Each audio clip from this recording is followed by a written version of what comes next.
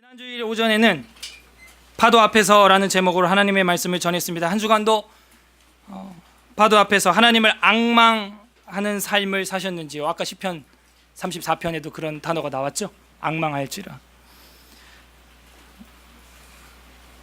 그 말씀에 이어서 오늘은 이사야 24장부터 25, 26장까지 살펴보면서 심판의 좌우라는 제목으로 하나님 말씀을 전파하도록 하겠습니다. 한번 따라하시죠. 심판의 좌우. 심판 날에는 좌와 우로 갈린다는 것입니다. 이 이사야서를 우리가 구조를 잘 보면은 쉽다라고 받아들이게 됩니다. 그동안 13장부터 23장까지 지난주 살펴봤죠? 그 11장의 이야기가 뭐였습니까? 열방 심판에 대한 이야기였고, 마지막에는 다리 역할 못한 유다의 책임에 대하여 우리가 이야기를 하면서 하나님이 노도를 일으키신다 살펴봤었죠. 막을 수 없는 파도를 노도라고 한다 그랬죠. 그 열방을 심판하실 수 있는 하나님의 이야기가 계속 이야기 속에서 연결되고 있는 걸 우리는 눈치챌 수 있습니다. 24, 25, 26장이 27장까지도인데 오늘은 26장까지만 살펴볼 건데요. 역시 하나님의 심판. 그래서 이사야의 종말론이라고 다뤄지는 그런 부분이에요. 그래서 이사야의 종말론이라는 말도 하지만 작은 묵시의 책, 이사야의 묵시, 원시 형태의 묵시 등등 어떤 종말에 관련된, 심판에 관련된 하나님의 계시의 말씀이 여기 들어있다는 겁니다. 그래서 예수님도 마태복음에 보게 되면은 종말론 설교를 하시죠. 역시 마태복음 24장에서 시작한다는 게 참 재밌어요. 그죠? 24, 25? 이사야에도 24, 25, 26, 27 이렇게 종말에 관한 하나님의 계시의 말씀이 선포되고 있습니다. 여러분은 오늘 저녁에 하나님이 세상을 심판하신다면 어떤 감정이겠습니까? 어떤 생각이 딱 들 것 같아요? 어떤 마음이 들 것 같아요? 두렵습니까? 아니면 찬양이 나옵니까? 두렵기만 하는 거는 문제가 될 수도 있어요. 두려워함이 완전히 없을 수는 없겠지만 두려움만 있다면 그분들은 지금 하나님을 만나야 됩니다. 오늘 저녁에 하나님이 세상을 심판하신다면 내 감정은 어떨까? 어때요? 이 심판이라고 하는 단어를 제가 썼죠. 징계라고 말을 하지 않았습니다. 이 심판과 징계는 다르죠. 징계가 임할 경우에는 아직 소망이 있는 것입니다. 그러므로 나에게 임한 환난이 징계일 경우에는 결론이 아니라 과정이라는 얘기예요. 아직까지는. 그래서 그 과정 중에 있다는 것은 소망이 있다는 얘기죠. 심판은 과정이 아니고 뭐예요? 결론이에요. 그 수많은 징계의 과정에 의한 결론이 심판이 되고 저주라고 하는 단어로 성경에 기록이 되죠. 회개의 찬스가, 회개의 기회가 다 지나가 버렸다는 거예요. 그러면 이제 심판을 받게 되는 것이죠. 그래서 오늘 이 이사야 24, 25, 26장의 이야기는 바로 그 하나님의 심판에 대해서 다루고 있다는 겁니다. 왜요? 여태껏 13장부터 23장까지 뭐 했어요? 열방 심판에 대한 이야기가 가득히 쏟아져 나오지 않았습니까? 그러다가 이제 마지막 자락에 와서 뭐예요? 우주적 심판을 단행하시는 분이 하나님이시다 라는 걸 보여주고 있는 겁니다. 그래서 우리가 그 하나님의 징계하심 속에 있을 때 오히려 감사해야 되고 하나님의 심판이 오기 전에 돌이켜야 한다는 것이죠. 즉 오늘 저녁 하나님이 세상을 심판한다고 할 때 내 마음이 두렵기만 한 사람이라면 빨리 회개하고 하나님을 만나야 되는 거예요. 내 삶이 어떻다? 두려움으로 가득 찬 죄악의 삶이었다는 거예요. 죄를 진 것밖에 없기 때문에 재판장이신 재판관을 만날 때 무서운 거예요. 그냥 무섭기만 한 거예요. 하지만 내가 피해자고 내가 소송을 건 사람이라면 재판장을 만나는, 심판자를 만나는 그 저녁이 무서운 게 아니고 뭐예요? 기다려지는 거죠. 노래가 나오는 거죠. 땅땅 무죄라고 선포가 될 때 찬양이 터져 나오는 거예요. 오늘 봐야 되는 그 본문에 그 두 장면이 나옵니다. 두려워하는 사람들과 오히려 심판을 노래하고 찬양하는 사람들이 나온다는 거예요. 자, 그래서 이제 24장을 우리가 먼저 이제 봐 나갈 텐데요. 24장 이 통째로 황폐한 세상에 대한 이야기가 나옵니다. 네, 24장 뭐 황폐한 세상, 하나님이 심판을 하겠다는 거예요. 온 세상을. 그런 이야기가 나옵니다.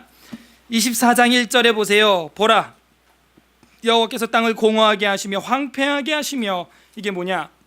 하나님이 공허하게도 만들고 황폐하게도 만들 수 있다는 거예요. 어차피 창세기 1장에 보면 세상은 공허했으니까, 혼돈했으니까, 아무것도 없었으니까 거기서 시작을 했죠.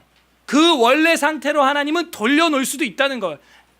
네, 혼돈의 상태로, 공허, 텅 비어있는 상태로 만들어 놓을 수 있다는 거예요. 그러면서 더 센 얘기가 나오죠.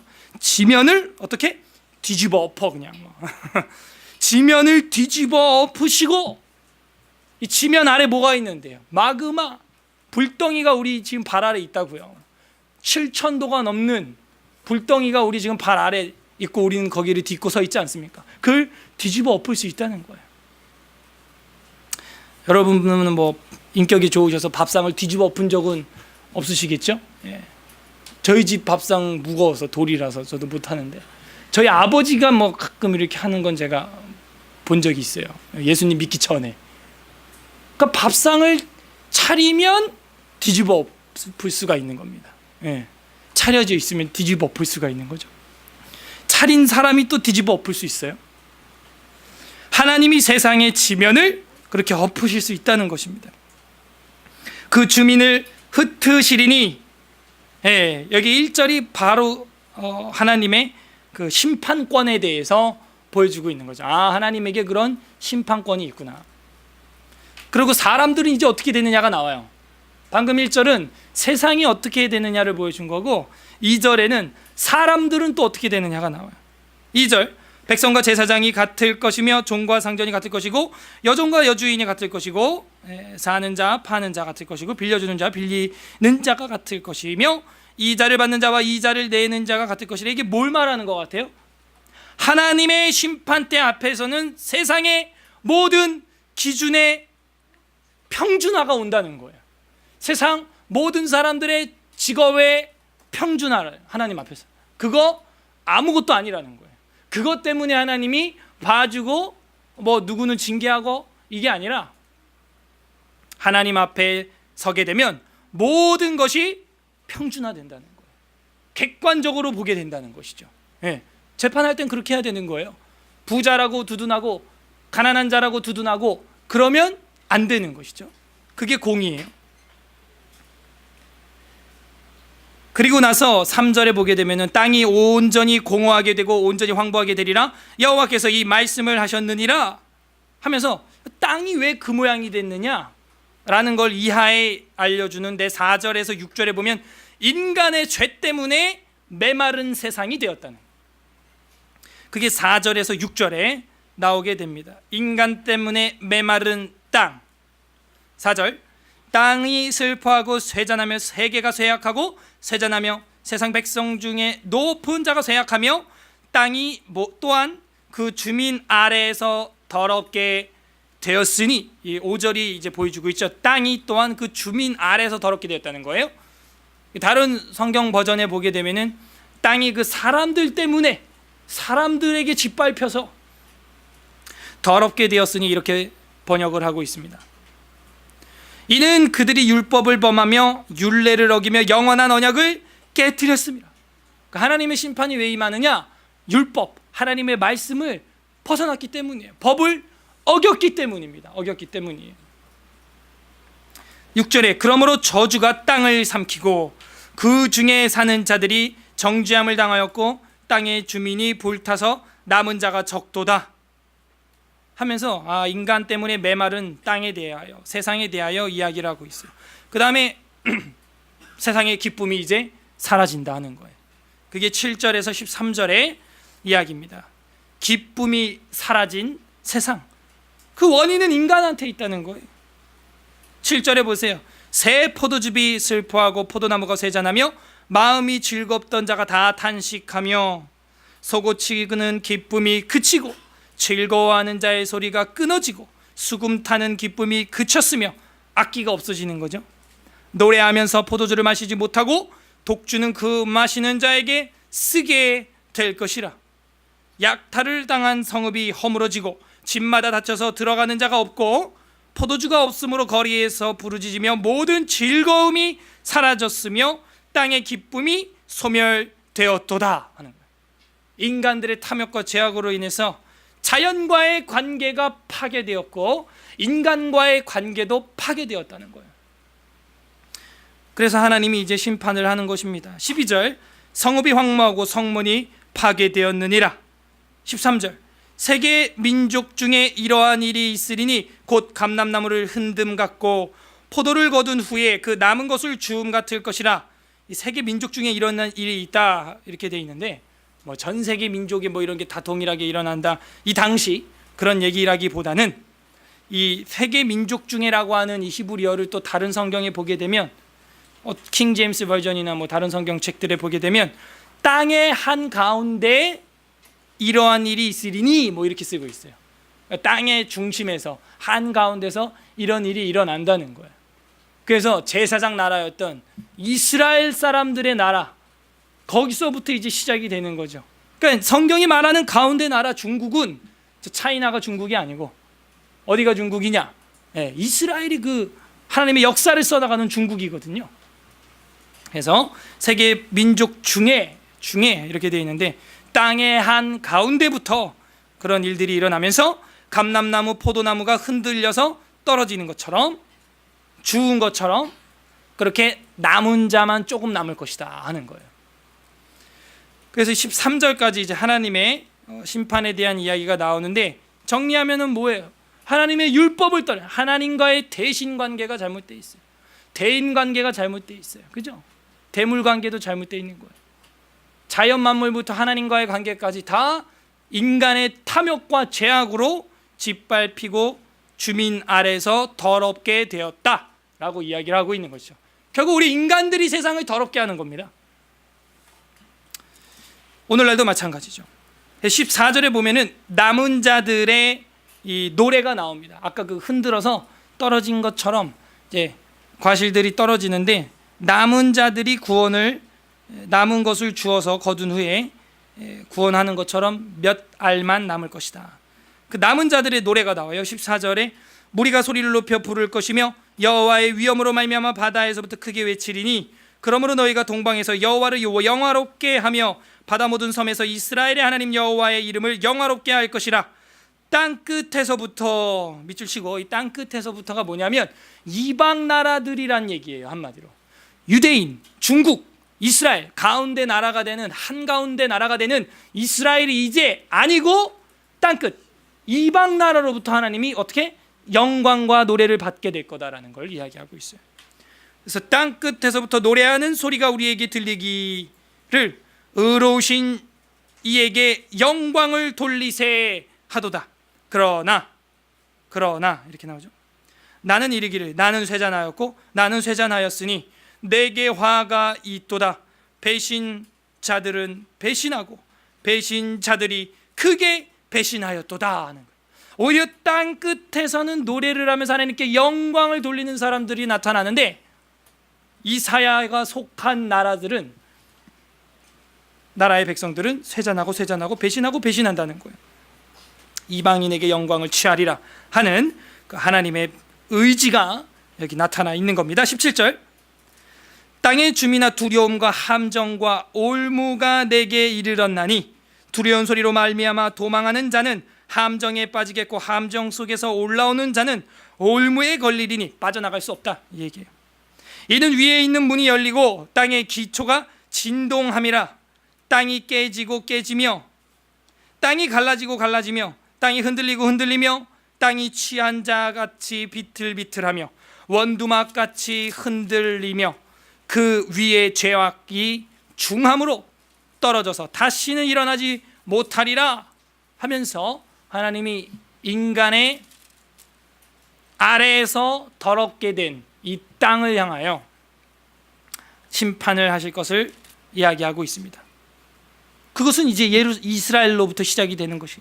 그러나 이방 땅끝에서는 오히려 찬송이 이제 올라올 것이다, 그걸 얘기하고 있죠. 21절에서 23절에 보게 되면 하나님의 영광의 세상이 온다, 반드시 온다 하는 걸 보여주고 있어요. 21절, 그날의 여호와께서 높은 데에서 높은 군대를 벌하시며 땅에서 땅의 왕들을 벌하시리니 하면서 하나님의 영광의 세상이 올 때는 이 땅에 평준화가 일어난다 그랬죠. 이 땅의 고관대작들이 다 하나님 앞에서 심판대에 서게 된다는 거예요.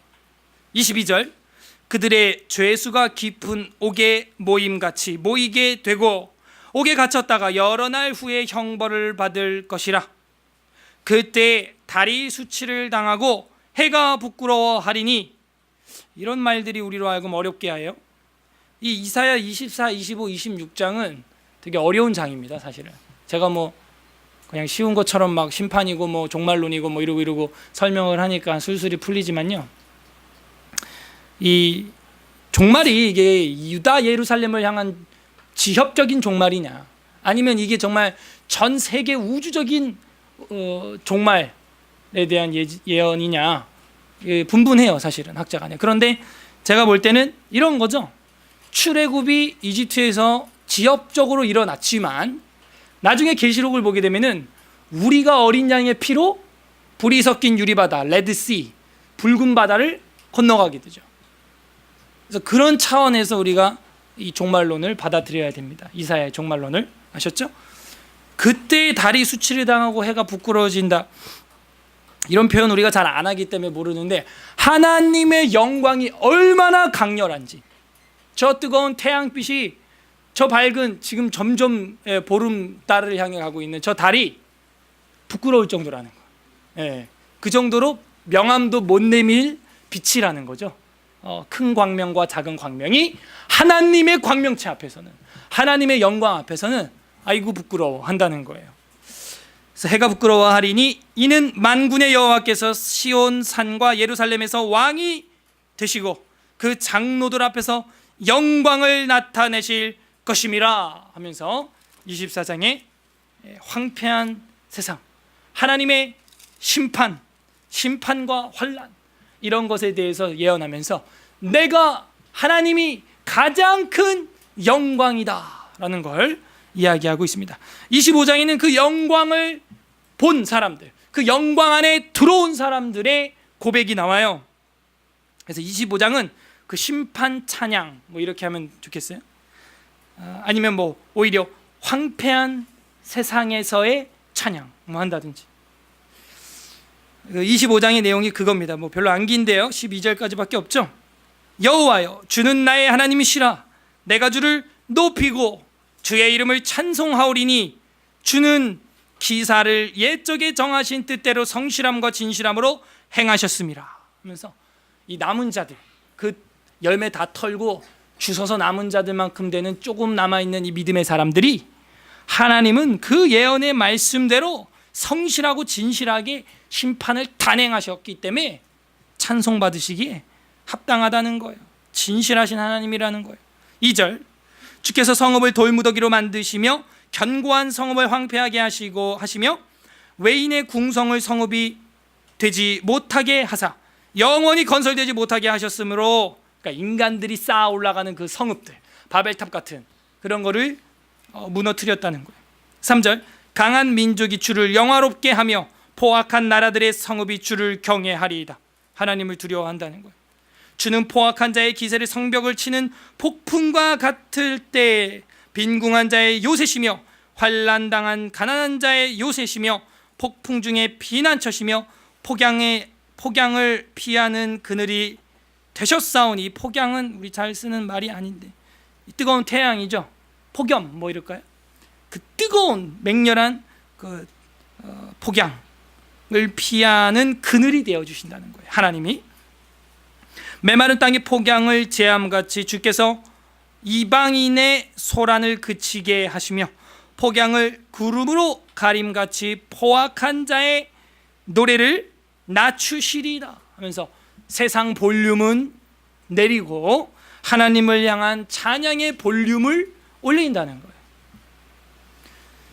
계속해서 이제 노래를 하죠. 6절에 만군의 여호와께서 이 산에서 만민을 위하여 기름진 것과 오래 저장하였던 포도주로 연회를 베푸시리니, 곧 골수가 가득한 기름진 것과 오래 저장하였던 맑은 포도주로 하실 것이며, 또 이 산에서 모든 민족의 얼굴을 가린 가리개와 열방 위에 덮인 덮개를 제하시며, 8절 9절이 중요한데요.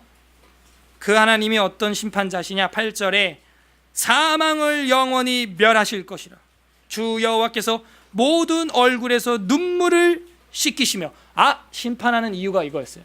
죽이기 위해서 심판하는 게 아니고요, 억울한 피해자들이 없게 하기 위하여, 그 억울한 피해자를 위하여 눈물을 씻어주기 위하여 심판을 하신다는 거예요.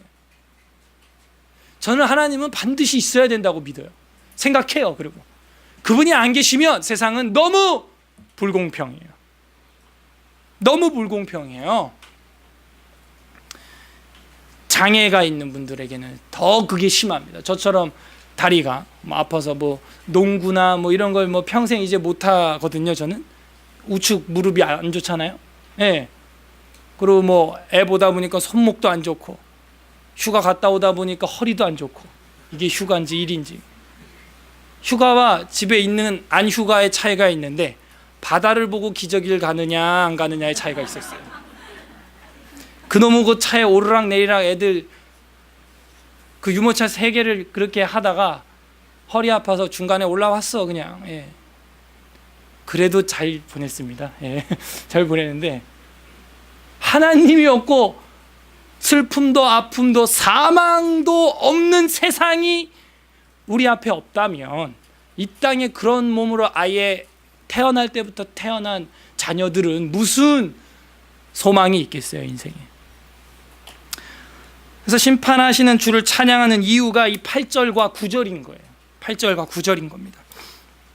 다시 8절, 사망을 영원히 멸하실 것이라. 주 여호와께서 모든 얼굴에서 눈물을 씻기시며 자기 백성의 수치를 온천하에서 제하시리라. 여호와께서 이같이 말씀하셨느니라. 우리 9절 다 같이 읽어볼 텐데요. 이 9절이 어떻게 보면 이 예언을 하고 있는 예사야후라고 하는 그 사람의 이름의 뜻이죠. 우리가 서론에서 공부를 했는데 25장 9절 별표 1000개. 우리 9절 다 같이 읽겠습니다. 시작. 그날에 말하기를 이는 우리의 하나님이시라. 우리가 그를 기다렸으니 그가 우리를 구원하시로라. 이는 여호와시라. 우리가 즐거워하리라 할 것이며, 우리를 구원하시리로다. 그는 구원을 기뻐하시며 즐거워하리라 그랬죠. 아까 24장에서는 세상에 사라진 기쁨에 대하여 분명히 다뤘었습니다. 하나님은 거기에 기쁨을 두지 않았다는 거예요. 여종과 여주인이, 사는 자와 파는 자가, 빌려주는 자와 빌리는 자와 백성과 제사장이, 종과 상전이 하나님 앞에서는 평준화가 일어난다는 거예요. 거기에 기쁨을 두지 않았다는 거예요. 독주와 포도주에 즐기는 자들의 기쁨을 빼앗아 가겠다는 거예요. 진짜 기쁨은 하나님 안에 있다는 거죠. 그리고 그 하나님 안에 취하여 기뻐하는 자들, 즐거워하는 자들, 그들의 사망을 영원히 멸하시고 얼굴에 눈물을 씻어주시고 백성의 수치를 제하여 버리시는 하나님이신 줄 믿습니다. 우리는 그 하나님의 안에서 즐거워하라는 거예요. 우리를 구원하시는 하나님, 내 죽음의 문제 앞에서 우리의 모든 인생은 단순해지는 거예요. 여러분, 오늘 저녁 내 목숨이 떠난다면 인생은 단순해지는 거예요. 뭐 할 거예요? 뭘 해요? 세상의 볼륨은 낮추고 하나님을 향한 찬양의 볼륨을 높여야 될 줄로 믿습니다. 예. 단순하게 살아야 돼요. 겸손한 자는 단순하게 삽니다. 이 구절이 그래서 예사야후 우리를 구원하시리로다 하는 것이죠. 이사야 뜻이 여호와께서 구원하셨다 라고 하는 뜻이죠. 이사야서 25장을 우린 보고 있습니다. 10절 여호와의 손이 이 산에 나타나시리니 모압이 거름물 속에서 초계가 밟힘같이 자기 처소에서 밟힐 것인즉 그가 헤엄치는 자가 헤엄치려고 손을 펴같이 그 속에서 그 손을 펼 것이나 여호와께서 그 교만으로 인하여 그 손의 능숙함에도 불구하고 그를 누르실 것이라. 그래서 세상의 볼륨을 높인 자들은 이제 하나님이 그 교만으로 인해 밟으신다는 것이죠. 12절 내 성벽의 높은 요새를 헐어 땅에 내리시되 진토에 미치게 하시리라 하면서 큰 타워 요새를 캐슬을 무너뜨려서 진토가 흙덩이가 되게 한다는 거예요. 마지막 26장입니다. 26장은 그 하나님의 심판 속에서의 구원을 얘기하고 있어요.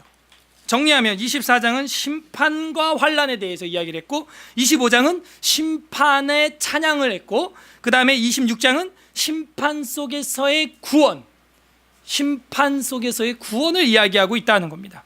누구를 구원하느냐? 그걸 이야기하고 있어요. 자, 26장 1절에 보게 되면 1절부터 7절까지가 믿음의 노래입니다. 믿음의 노래.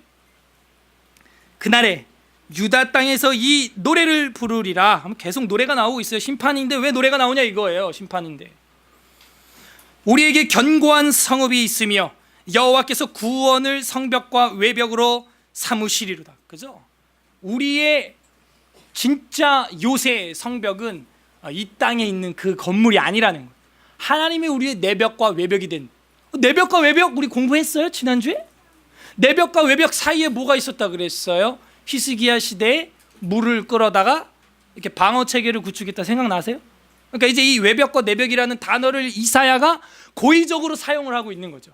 그 당시 히스기야라고 하는 왕이 정비를 했던 그 외벽과 내벽은 진짜 외벽과 내벽이 아니고 진짜 외벽과 내벽은 여호와 하나님이라는 그걸 이야기하고 있습니다.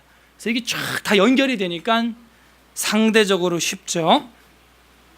성벽과 외벽으로 삼으시리로다. 2절 너희의 문들을 열고 신의를 지키는 의로운 나라가 들어오게 할지어다. 신이 믿음이라는 것이죠. 신앙이라는 것이죠. 그게 신의라는 것입니다. 자, 3절 역시 중요한데 이것도 별표 10,000개짜리. 우리 다 같이 한번 읽어보겠습니다. 26장 3절 한 목소리로 시작. 주께서 심지가 견고한 자를 평강하도록 지키시리니 이는 그가 주를 신뢰함이니이다. 아멘. 이 심지가 견고하다 그러니까는 우리는 심지 그러면은 연필 심지인지 양초 심지인지가 생각나는데 그 심지가 아니에요. 이거 이 심지는 무슨 심지냐면은 히브리어로 예체르라고 하는 것인데 뜻, 마음을 이야기하는 것이죠. 예. 그래서 마음 심자에 지자도 뜻지자예요. 이게 흑토 이 사자 밑에 그 땅 지자가 이제 합쳐져 있는 뭐 그런 글자입니다. 그래서 그 마음의 뜻이 견고한 자, 신앙심이 견고한 사람, 주를 향하여 믿음을 끝까지 지키는 의리 있는 사람, 그 사람을 평강하도록 지키시리니 이는 그가 주를 신뢰하기 때문이다 하는 거예요. 하나님을 앙망하기 때문이다 하는 것이죠. 4절 너희는 여호와를 영원히 신뢰하라. 주 여호와는 영원한 반석이심이로다. 반석이 있으면 튼튼한 건물을 올릴 수가 있죠. 우리도 건축을 할 때 기초를 땅을 파고 밑에 콘크리트를 이제 딱 다지지 않습니까? 바닥을 튼튼하게 해야 높은 건물을 올릴 수가 있는 것이죠. 우리의 신앙의 심지가 그래야 한다는 것입니다. 5절 높은 데에 거주하는 자를 낮추시며 소순성을 헐어 땅에 엎으시되 진토에 미치게 하셨도다. 발이 그것을 밟으리니 곧 빈궁한 자의 발과 곰핍한 자의 걸음이리로다. 의인의 길은 정직하며 정직하신 주께서 의인의 첩경을 평탄하게 하시도다. 정직하게 살아가는 게 최고입니다. 그러면 거칠 게 없어요. 평탄해요. 꼼수와 술수를 쓰면 늘 두렵고 심판날이 두려운 거예요. 8절부터는 그래서 이제 기도를 합니다. 기도. 이사야가 이 공동체를 위한, 회중을 위한 기도를 하게 되죠. 나라를 위해 기도한 거겠죠. 그게 이제 19절까지 거의 끝절까지 나옵니다. 그래서 8절에 보게 되면 여호와여 하면서 여호와 하나님을 향하여 기도하는 모습을 볼 수가 있어요. 주께서 심판하시는 길에서 우리가 주를 기다려 싸우며 주의 이름을 위하여 또 주를 기억하려고 우리 영원히 사모하나이다. 이제는 세상의 성벽, 세상의 지휘, 세상의 것을 의지하는 게 아니라 여호와 하나님을 사모하겠다는 거예요. 앙망하겠다는 것이죠. 9절, 밤에 내 영혼이 주를 사모하였은즉 내 중심이 주를 간절히 구하오리니 이는 주께서 땅에서 심판하시는 때에 세계의 거민이 이를 배움이니이다 하면서 하나님이 심판 재판장이십니다 하는 거죠. 악인은 은총을 입을지라도 의를 배우지 아니하며 정직한 자의 땅에서 불의를 행하고 여호와의 위엄을 돌아보지 아니하는도다. 악인은 돌아오지 않는다는 거예요. 여호와여, 또 부르짖죠. 여호와여, 주의 손이 높이 들릴지라도 그들이 보지 아니하오나 백성을 위하시는 주의 열성을 보면 부끄러워할 것이라. 불이 주의 대적들을 사르리이다 하는 거예요. 주님의 손이 높이 들렸는데도 그 대적들은 그걸 보고도 회개하지 않는다는 거예요. 12절, 여호와여, 주께서 우리를 위하여 평강을 베푸시오리니 주께서 우리의 모든 일도 우리를 위하여 이루심이니이다 하면서 정말 참된 샬롬, 안녕, 평강은 하나님께로부터 온다라고 이야기를 하고 있어요. 13절, 여호와 우리 하나님이시여 주 외에 다른 주들이 우리를 관할하였사오나 우리는 주만 의지하고 주의 이름을 부르리이다. 그래서 세상이 하나님의 심판을 두려워하는 이유가 이것이죠. 하나님을 의지하지 않고 다른 것들로 자신들을 주관하게 했다는 것입니다. 관할하게 했다는 것이죠. 14절에 그들은 죽었은즉 다시 살지 못하겠고 사망하였은즉 일어나지 못할 것이니 이는 주께서 벌하여 그들을 멸하사 그들의 모든 기억을 없이 하셨음이니이다. 또 계속 기도합니다. 여호와여, 주께서 이 나라를 더 크게 하셨고 이 나라를 더 크게 하셨나이다. 스스로 영광을 얻으시고 이 땅의 모든 경계를 확장하셨나이다 라고 이사야는 고백하는 거예요. 왜냐하면 외벽과 내벽 그런 거 건축하고 만들고 할 때 그것도 다 하나님이 도와줬다고 지난주에 우리가 살펴봤었죠. 그런데 그 하나님을 알고 인정하지 못했다는 거예요. 근데 이사야는 나는 인정하겠다는 거예요. 하나님이 이 나라를 이렇게 지키셨고 크게 하셨다는 거예요. 대한민국도 마찬가지죠. 하나님이 이렇게 지켜주셨고 신앙생활 할 수 있게 해 주셨다는 거예요. 불과 차를 타고 한두 시간만 달려도 저 북한 쪽으로 가게 되면은 이건 상상도 할 수가 없는 일이죠. 우리가 지금 이루고 있는 것 단체로 오늘 딱 걸리는 순간 저희는 다 강제 수용 노동소나 인민재판 뭐 이런 거 받아가지고 공개 처형을 당하든지 직결 심판으로 바로 총살로 죽을 수 있는 상황이에요. 지금 이 현장이. 그래서 우리가 이렇게 자유롭게 주를 신뢰하고 예배하고 높일 수 있는 건 이거 다 하나님이 크게 하셨고 하나님이 은혜를 베풀었기 때문입니다. 우리가 어떻게 살아야 될지 이제 보이죠. 16절, 여호와여, 그들의 환난 중에 주를 앙모하여 싸우며 주의 징벌이 그들에게 임할 때에 그들이 간절히 주께 기도하였나이다. 앙망하다, 앙모하다, 사모하다, 사랑하다, 간절히 찾다, 그런 것이죠. 그래서 주를 앙모하여 싸우며 주의 징벌이 그들에게 임할 때 그들이 간절히 주께 기도했다는 거예요.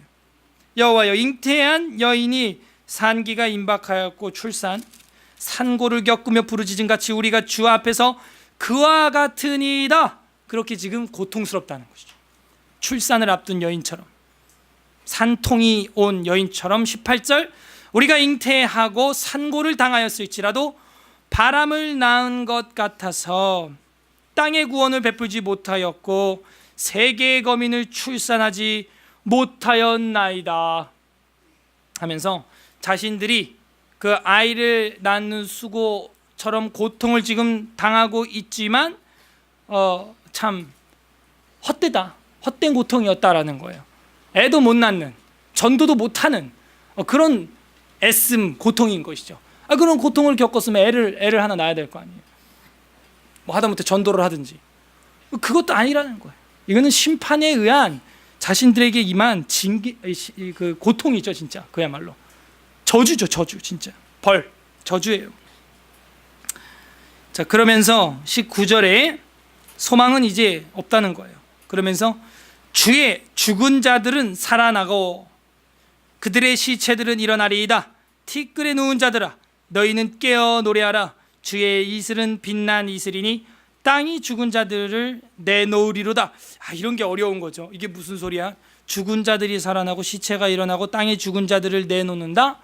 그래서 이런 걸 볼 때 이 종국사적인 부활, 우리가 하나님 앞에서 썩을 것이 썩지 아니함을 입고 죽을 것이 죽지 아니함을 입을 그 부활의 날에 대하여 이제 이야기를 하고 있다라고 볼 수밖에 없어요. 이거는 지금 굉장히 그 멀리 있는 이야기를 지금 하고 있거든요.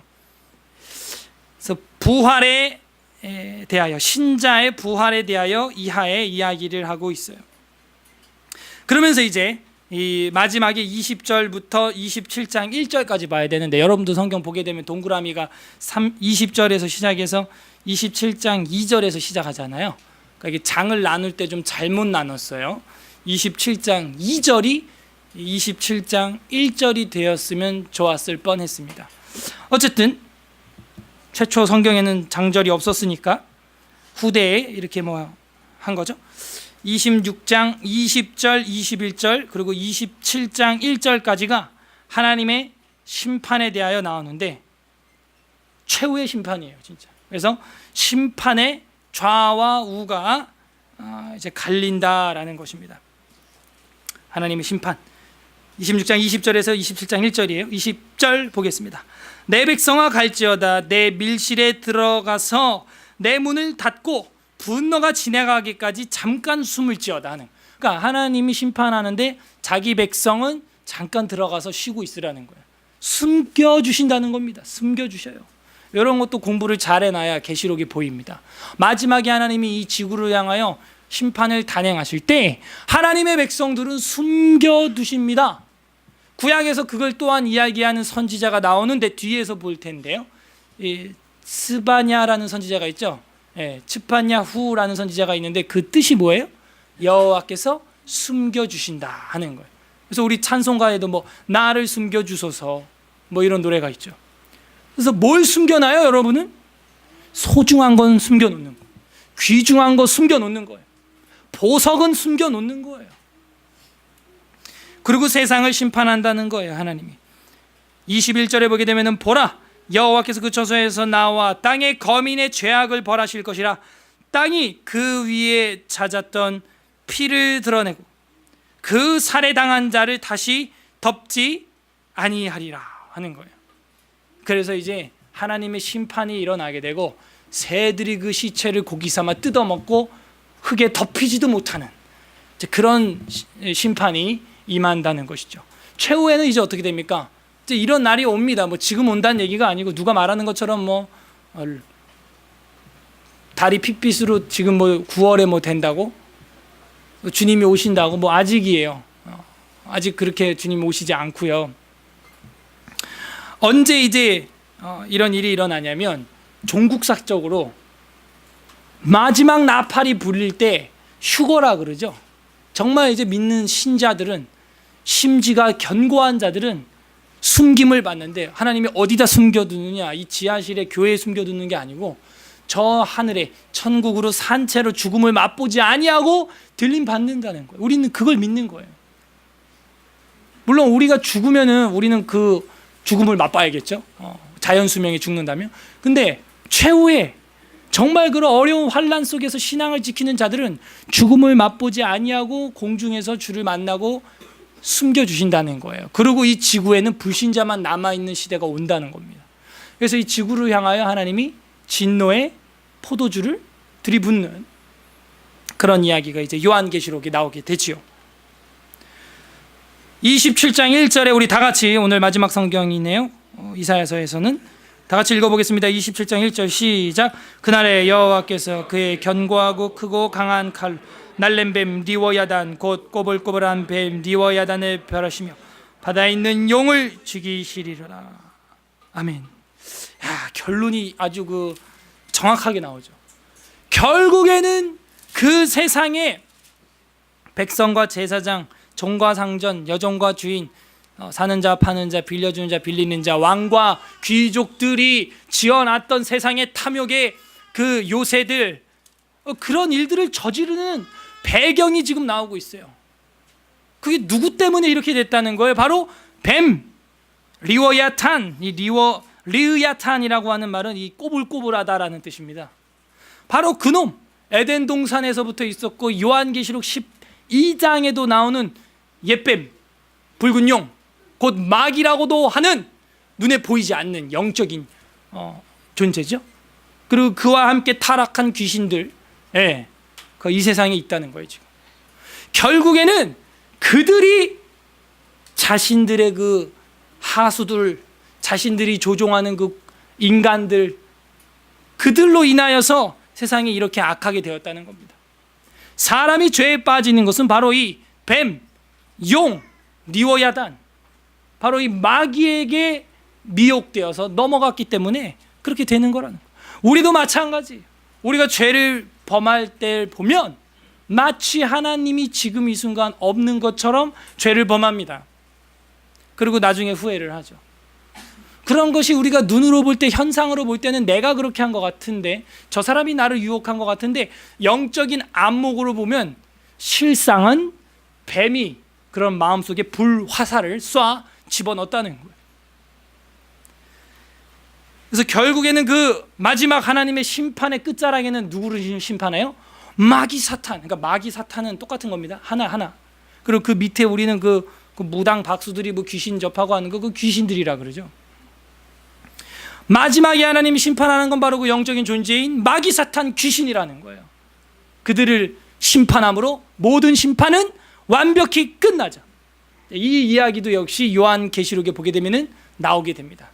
이 용을 마지막에 심판하는 장면을 우리가 보게 되는 것이죠. 자, 그렇게 해서 오늘 우리가 심판의 좌우를 살펴봤어요. 오늘 저녁에 하나님이 심판을 하신다면 우리의 마음은 어떨 것 같냐 이거예요. 우리는 좌우 중에 어디 있을 것 같아요? 하나님 우편에 숨김을 받을 것 같습니까? 아니면은 그냥 두려워서 덜덜덜덜 떨고만 있을 것 같습니까? 다시 말하면 내가 정말 구원받은 자녀냐 이거예요. 심지가 견고한 평강의 사람이냐 하는 것이죠. 객관적으로 이거를 알 수 있는 길은 참 많지 않은 것 같아요. 스스로 여러분이 여러분을 보고 판단하는 게 더 정확할 수도 있습니다. 주관적으로 생각을 해보거나 객관적으로 생각을 해봐도 아무튼 내 삶에 구원받은 자로서의 열매가 나타나야 한다는 거예요. 마태복음에 보게 되면은 하나님이, 예수 그리스도께서 좌우로 나눠놓는 장면이 나와요. 심판의 좌우가 나옵니다. 그게 이제 마태복음 25장 32절부터 46절까지 길게 나오고 있어요. 그래서 우리 마태복음 25장 32절부터 46절까지 한번 볼 텐데요. 제가 그랬죠. 마태복음 24, 25장도 종말 장이라고 제가 이야기했죠. 이 이사야서 24, 25장도 종말에 관한 이야기가 나오는데 재밌어요. 아무튼 뭐 거기에 무슨 의미를 부여하고 싶지는 않지만 24장 똑같다는 겁니다. 근데 이제 넘어가서 25장에 보게 되면은 32절부터 이제 25장 32절부터 46절까지 끝절까지가 그 좌와 우로 갈라놓는 그 기준이 나온다. 그래서 우리가 이 본문을 살짝 보면서 내 삶 속에 정말 구원받은 자로 심지가 견고한 자로의 열매가 있느냐, 하나님이 그 과실을 다 흔들어 떨어내도 남아있는 주순 열매처럼 내가 정말 그런 열매가 될 수 있느냐 하는 것을 스스로 한번 체크해 보시길 바랍니다. 자, 32절부터 양과 염소의 비유가 나옵니다. 여러분 잘 알 거예요, 그죠? 그래서 염소는 마귀를 상징해요. 그 염소 생긴 거 봐봐요. 그 뿔이 이렇게 나가지고 턱이 뾰족해가지고 눈은 칙칙 일자 눈이 돼가지고, 그리고 이 히브리어로 염소 그러면은 아무튼 마귀 귀신의 상징이야, 그 원어 자체가. 그래서 염소라 그러면 히브리인들은 이렇게 뭐 별로야, 아무튼 염소 그러면. 그래서 여러분 무슨 인터넷 사이트에서 사탄 성경, 뭐 사탄교 뭐 이런 거 검색하면 염소 마크가 나오는 이유가 이제 그런 겁니다. 그리고 이제 대속죄일 날도 뭘 잡아요? 염소를 때려 죽이는 거야, 그냥. 레위기 16장에 보게 되면, 그죠? 그래서 아사셀의 뭐 염소다 이래가지고 그 저주를 대표성을 띠는, 저주의 대표성을 띠는 거죠. 그래서 아무튼 그래요. 그리고 양은 뭐예요? 이제 하나님의 양인 것이죠. 그래서 이제 32절에 보게 되면은 모든 민족을 그 앞에 모으고 각각 구분하기를 목자가 양과 염소를 구분하는 것 같이 하여 양은 그의 오른편에 염소는 그 왼편에 두리라. 그때 임금이 그 오른편에 있는 자들에게 이르시되 내 아버지께 복받을 자들이요. 오른편에 있는 사람, 복받을 자들이. 오른편은 33절에 양이라 그랬죠. 양. 나와 함께 창세로부터 너희를 위하여 예비된 나라. 이거 우리 오후에 웨스트민스터 신학고백서 공부할 때 배웠죠. 예비, 예정, 그죠? 된 나라를 상속받으라. 왜 받으라는 거예요? 믿으니까. 그건 너무 막연한 소리 같아요. 뭐 믿으니까 뭘 믿어요? 하나님 한 분인 거. 그 귀신도 믿는다는데, 그게 구원하지 않는다는데요, 야고보서에 보면. 진짜 믿음이 있는 사람이 누구냐 이거. 정말 숨김을 받는 사람이 누구냐 이거에 35절부터 나옵니다. 내가 줄일 때에 너희가 먹을 것을 주었고 목마를 때 마시게 하였고 네가 나그네 되었을 때 영접하였고 헐벗었을 때 옷을 입혔고 병들었을 때 돌아봤고 옥에 갇혔을 때 와서 보았느니라. 이에 의인들이 대답하여 이르되 주여 우리가 언제 그렇게 주께 해서 줄이신 것을 보고 음식을 대접하였고 목마르신 것을 보고 마시게 하였나이까? 어느 때에 나그네 되신 것을 보고 영접하였으며 헐벗으신 것을 보고 옷을 입혔나이까? 그때 어느 때에 병드신 것이나 옥에 갇히신 것을 보고 가서 배었나이까? 하리니 임금이 대답하여 이르시되 내가 진실로 너희에게 이르노니 너희가 여기 내 형제 중에 지극히 작은 자에게 한 것이 곧 내게 한 것이니라 하시고. 이렇게 나와요. 그래서 우리 주변에 숨겨져 있는, 숨어 계신 예수님을 잘 대접해야겠어요. 그게 아브라함의 후손입니다. 아브라함은 은연중에 천사를 대접했던 사람이에요. 맞아요? 그죠? 은연중에 천사를 대접했던 사람이라고요. 41절에는 그 반대 이야기가 나옵니다. 또 왼편에 있는 자들에게 이르시되 저주를 받은 자들아 나를 떠나 마귀와 그 사자들을 위하여 예비된 영원한 불에 들어가라. 내가 줄일 때에 너희가 먹을 것을 주지 아니하였고 목마를 때 마시게 하지 아니하였고 나그네 되었을 때 영접하지 아니하였고 헐벗었을 때 옷을 입히지 아니하였고 병들었을 때 옥에 갇혔을 때 돌보지 아니하였느니라 하시니 그들도 대답하여 이르되 주여 우리가 어느 때에 주께서 줄이신 것이나 목마른 것이나 나그네 된 것에서 공양하지 않았습니까? 45절 이에 임금이 대답하여 이르시되 내가 진실로 너에게 이르노니 이 지극히 작은 자 하나에게 하지 아니한 것이 곧 내게 하지 아니한 것이니라 하시리니 그들은 영벌에, 한쪽은 의인은 영생에 들어가리라 하시니라. 와우. 그러니까 영벌과 영생의 심판의 좌우로 갈리는 것은 그 믿음의 행동에 달려 있다는 거예요. 이런 말씀 보면 우리가 두려워해야 돼요. 한 주간, 아니 지금까지 올해, 아니면 내가 얼마나 구제했던가. 정말 연약한 자들을 보고 내 마음만 열리는 게 아니라 내 지갑도 열렸냐 이거예요, 진짜. 그 노숙인들을 볼 때, 힘들어하는 우리 성도들과 지체들을 볼 때 정말 내 마음이 열렸냐 하는 것이죠.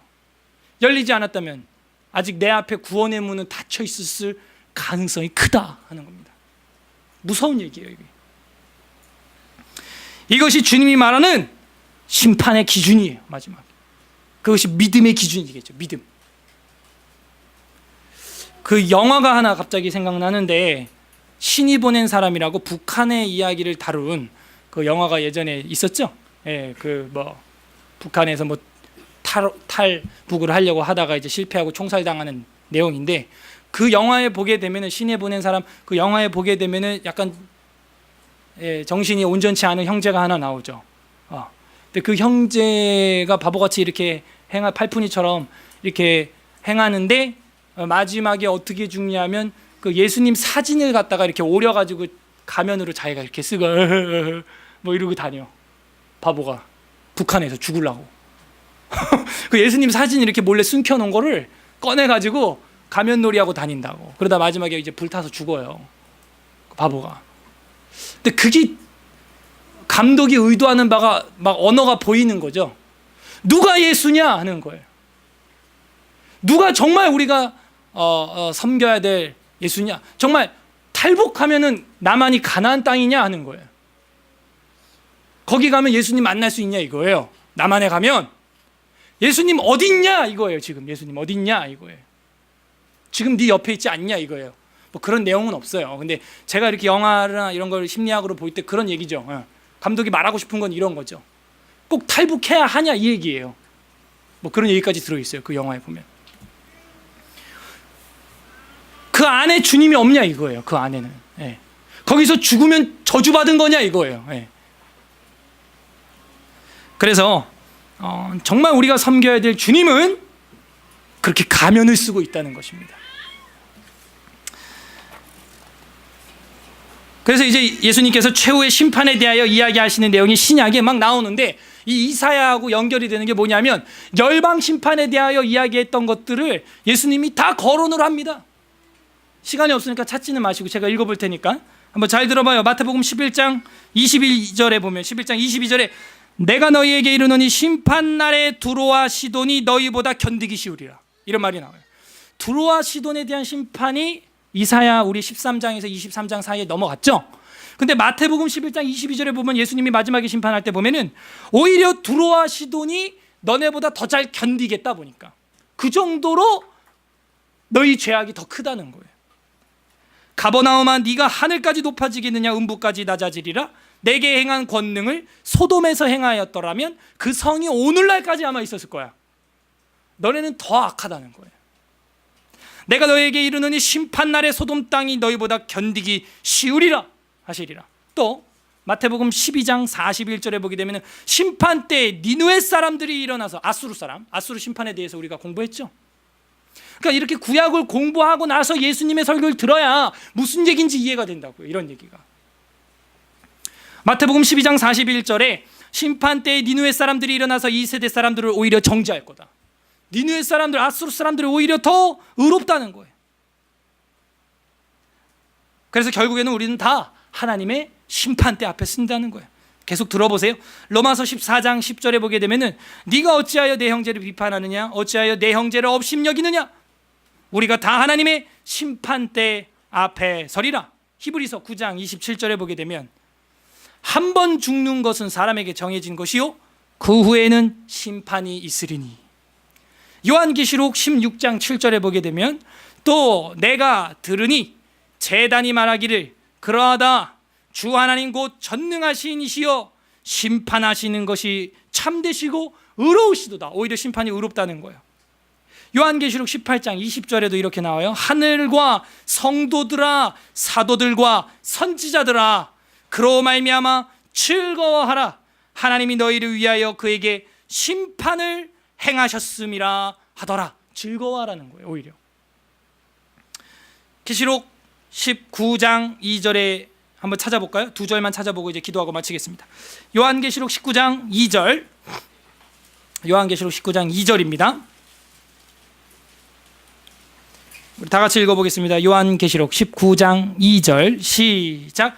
그의 심판은 참되고 의로운 자라.